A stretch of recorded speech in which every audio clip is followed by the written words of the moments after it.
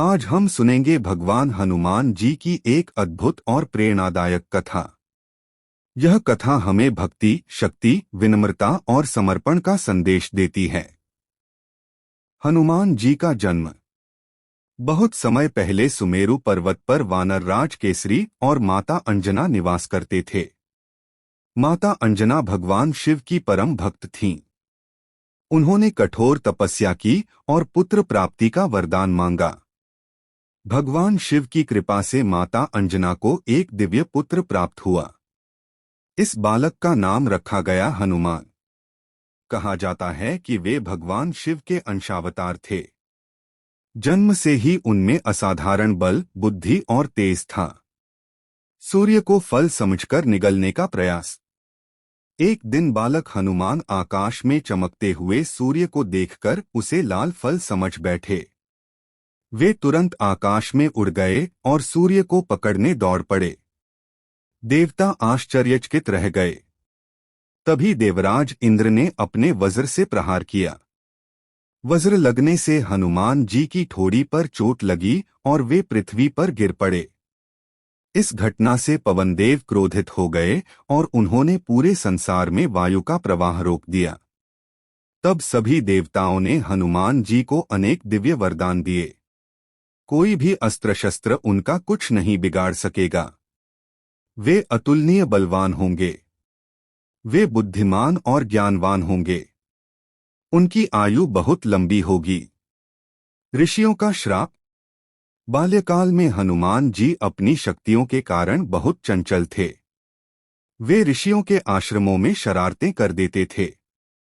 तब ऋषियों ने उन्हें श्राप दिया कि वे अपनी शक्तियों को भूल जाएंगे और जब कोई उन्हें उनकी शक्ति याद दिलाएगा तभी उन्हें अपनी सामर्थ्य का स्मरण होगा। यही कारण था कि आगे चलकर उन्हें अपनी शक्ति का स्मरण कराना पड़ा। श्री राम से पहली भेंट। समय बीता। एक दिन अयोध्या के राजकुमार श्री राम और उनके भाई लक्ष्मण सीता माता की खोज में वन वन भटक रहे थे। उसी समय उनकी भेंट हनुमान जी से हुई। हनुमान जी ब्राह्मण का रूप धारण करके उनके पास पहुंचे और विनम्रता से बातचीत की। श्री राम उनकी वाणी, बुद्धि और विनम्रता से अत्यंत प्रसन्न हुए। पहली ही मुलाकात में हनुमान जी ने श्री राम को अपना सर्वस्व मान लिया। यहीं से शुरू हुई संसार की सबसे महान भक्ति की कहानी। सीता माता की खोज। जब माता सीता का पता नहीं चल रहा था तब वानर सेना समुद्र तट पर पहुंची। सभी चिंतित थे कि समुद्र कैसे पार किया जाए। तभी जामवंत जी ने हनुमान जी को उनकी भूली हुई शक्तियों का भक्ति चाहिए। उनकी इस निस्वार्थ भक्ति से प्रसन्न होकर श्री राम ने उन्हें अमरत्व का आशीर्वाद दिया। कथा से शिक्षा। हनुमान जी की कथा हमें सिखाती है सच्ची भक्ति सबसे बड़ी शक्ति है। बल के साथ विनम्रता भी आवश्यक है। कठिन परिस्थितियों में धैर्य नहीं छोड़ना चाहिए। भगवान के प्रति समर्पण जीवन को सफल बनाता है। सेवा और निस्वार्थ प्रेम मनुष्य को महान बनाते हैं। समापन। दोस्तों, हनुमान जी केवल शक्ति के प्रतीक नहीं हैं, बल्कि वे भक्ति, सेवा, साहस और विनम्रता के भी आदर्श हैं। अगर आप भी जीवन में कठिनाइयों का सामना कर रहे हैं तो हनुमान जी की तरह विश्वास, परिश्रम और भक्ति का मार्ग अपनाइए। युद्ध के दौरान रावण ने देखा कि उसकी विशाल सेना नष्ट हो रही है। उसके बड़े बड़े योद्धा मारे जा चुके थे। तब वह चिंता में डूब गया। उसी समय उसे अपने भाई अहिरावण की याद आई। अहिरावण पाताल लोक का शक्तिशाली राजा था। वह मायावी विद्या और तंत्र मंत्र में अत्यंत निपुण था।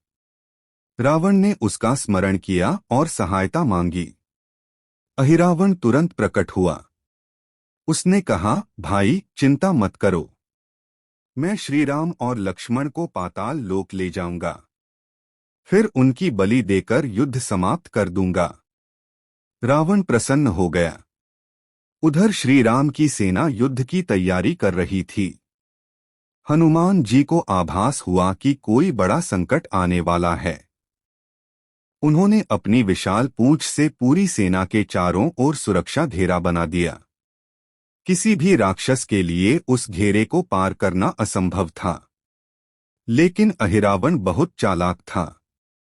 उसने विभीषण का रूप धारण कर लिया। रात के समय वह धीरे धीरे सुरक्षा घेरे के पास पहुंचा। हनुमान जी ने उसे विभीषण समझकर अंदर जाने दिया। यही वह भूल थी जिसका लाभ अहिरावण ने उठाया। शिविर के भीतर पहुंचते ही अहिरावण ने अपनी मायावी शक्ति से सभी को गहरी नींद में सुला दिया। फिर उसने श्रीराम और लक्ष्मण का अपहरण कर लिया। कुछ ही क्षणों में वह दोनों भाइयों को लेकर पाताल लोक पहुंच गया। सुबह जब सभी जागे तो श्रीराम और लक्ष्मण कहीं दिखाई नहीं दिए। पूरी सेना में हाहाकार मच गया। हनुमान जी भी चिंतित हो उठे।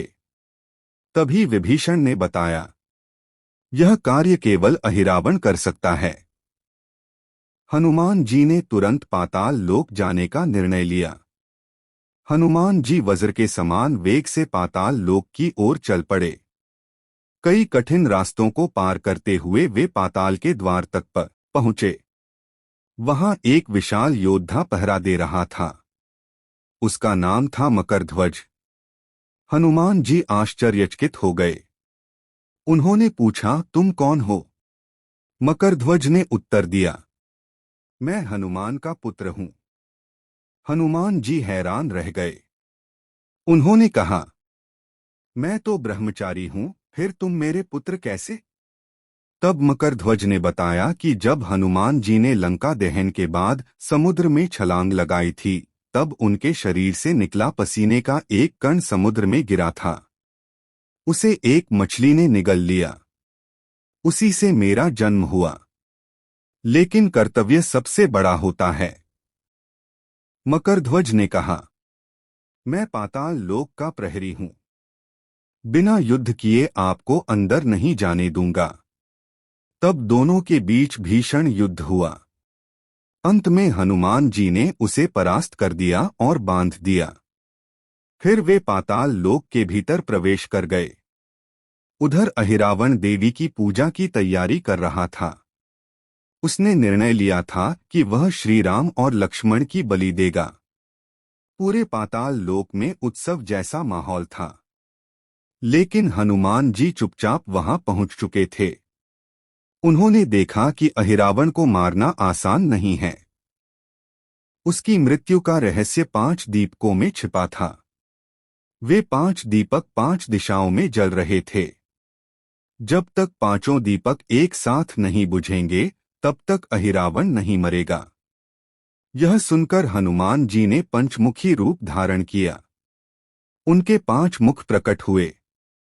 हनुमान मुख, नरसिंह मुख, गरुड़ मुख, वराह मुख, हयग्रीव मुख। उनका दिव्य स्वरूप देखकर पूरा पाताल लोक कांप उठा। एक ही क्षण में उन्होंने 5 दिशाओं की ओर मुख किया और एक साथ 5 दीपक बुझा दिए। दीपक बुझते ही अहिरावण की शक्ति समाप्त हो गई। हनुमान जी ने तुरंत उस पर आक्रमण किया। भयंकर युद्ध हुआ। अंत में हनुमान जी की गदा के प्रहार से अहिरावण का अंत हो गया। पूरा पाताल लोक उनके जयकारों से गूंज उठा। इसके बाद हनुमान जी ने श्रीराम और लक्ष्मण को मुक्त कराया। दोनों भाइयों ने हनुमान जी को गले लगा लिया। श्रीराम बोले, हनुमान, तुम केवल मेरे भक्त ही नहीं, मेरे सबसे प्रिय सेवक हो। हनुमान जी ने सिर झुकाकर कहा, प्रभु, मेरा जीवन केवल आपकी सेवा के लिए है। वापस लौटते समय हनुमान जी ने मकरध्वज को पाताल लोक का राजा बना दिया। फिर वे श्रीराम और लक्ष्मण को सुरक्षित लेकर युद्धभूमि में लौट आए। पूरी वानर सेना खुशी से झूम उठी। कथा से शिक्षा। सच्चा भक्त हर संकट में भगवान का। बोलिए संकट मोचन हनुमान जी महाराज की जय।